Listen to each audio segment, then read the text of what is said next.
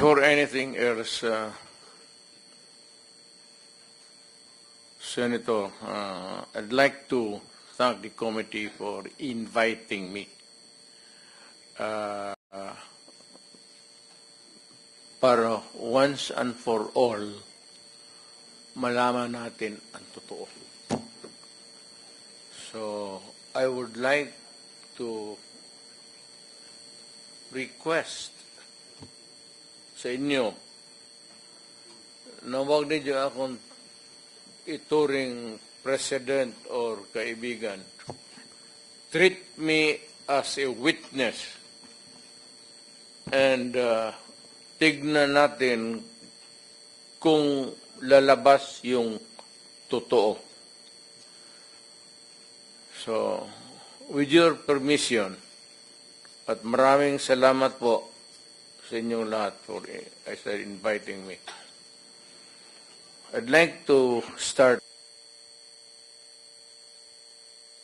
My mandate as President of the Republic was to protect the country and the Filipino people. Do not question my policies because I offer no apologies, no excuses. I did what I had to do. And whether you believe it or not, I did it for my country. The war on illegal drugs is not about killing people. It is about protecting the innocent and the defenseless. The war on drugs is about the eradication of illegal substances such as shabu, cocaine, heroin, marijuana, party drugs, and the like, as a menace which ruins people, families, communities, and relationships, and tears apart the social fabric which binds society together in peace, harmony, and brotherhood. It is not unlike slogans which serves as calls for a better future, such as the war on waste, war on corruption, and war against climate change. I have always viewed people addicted to illegal drugs as victims and patients requiring medical help and not as criminals. That is why when the war on drugs slogan came into being,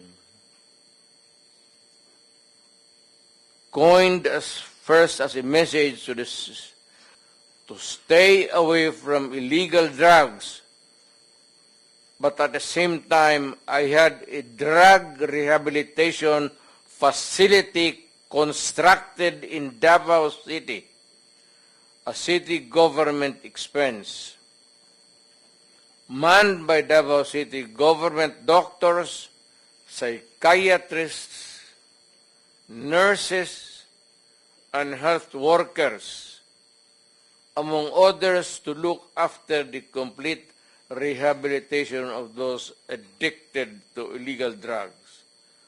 I believe then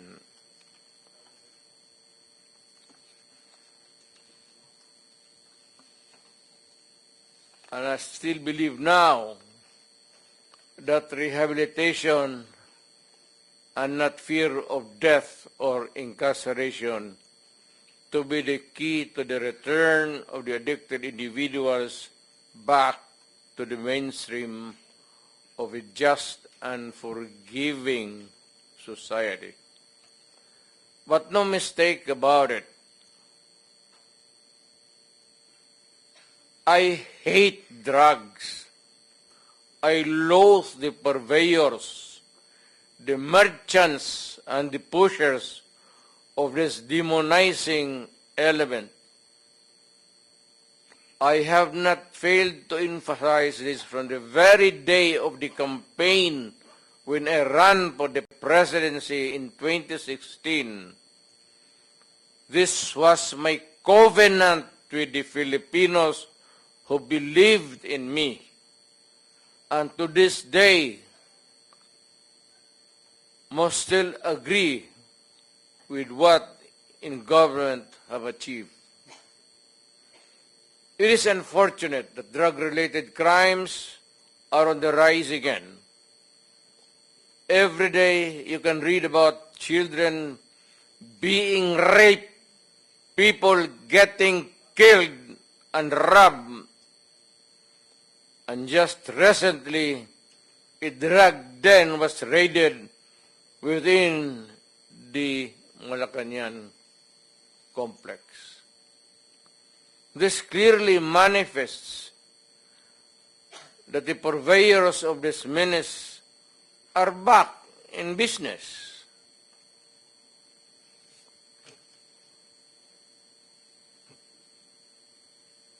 Ano?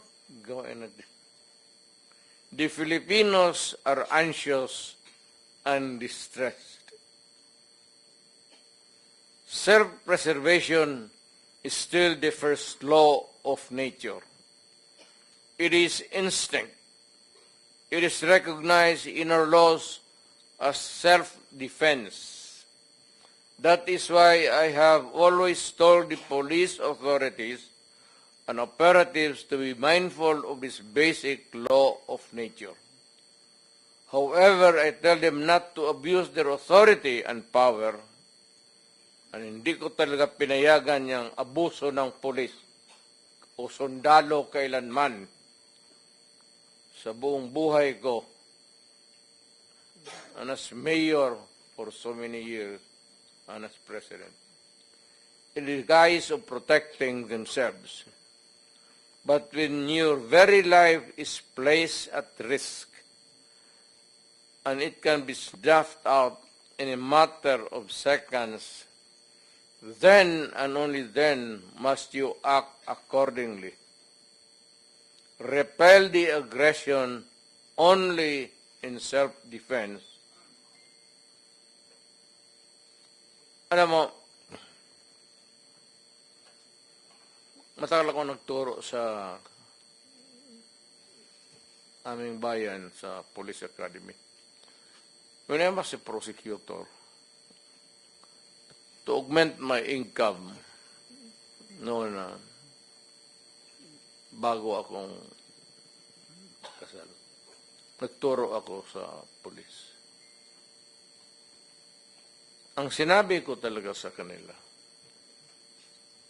when you are arresting a criminal, you are not supposed to request him to surrender. Rather, you have to overcome the resistance. However, pag ayaw, it's the duty of the police is to overcome the resistance kung ayaw mag-surrender. At kung may baril, at kung tingin mo, sabi ko sa mga pulis doon sa academy, mamamatay ka, barilin mo. Barilin mo sa ulo. Patayin mo at least one less criminal in the community. Yun ang utos ko when I was a fiscal and I was a professor doon sa Police Academy. Yun ang turo ko sa kanila. No quarters given, no quarters asked. Criminal ito.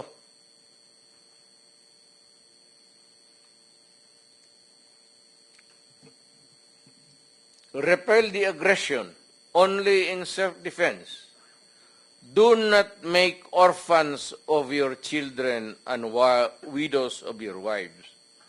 I don't want that in my conscience. as mayor and president. Hindi ko mabigat yan sa konsensya ko. I have warmed. But before that, my job as president was never easy. And it was not meant to be. I have tried to do the best I can to address the problem of illegal drugs firmly and without compromise.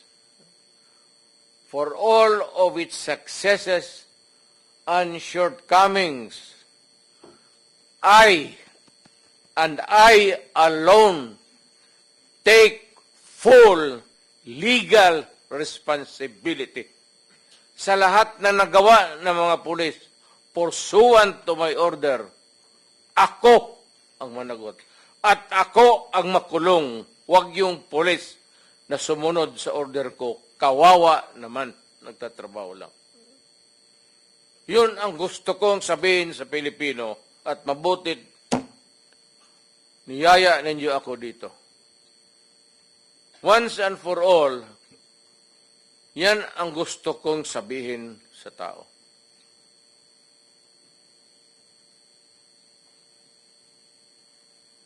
I have warned all of you as your president then and as a private citizen now. Drugs will destroy the Filipino. It will destroy my country, and I will never allow it. Baski ako empleyado sa gobyerno o private citizen, I will do what is necessary to protect my country, my community, at yung mga anak natin. This is a matter of principle. At papagkamatayan ko yan. Maraming salamat. I'm ready to answer your question. Thank you, Mr. President. But now,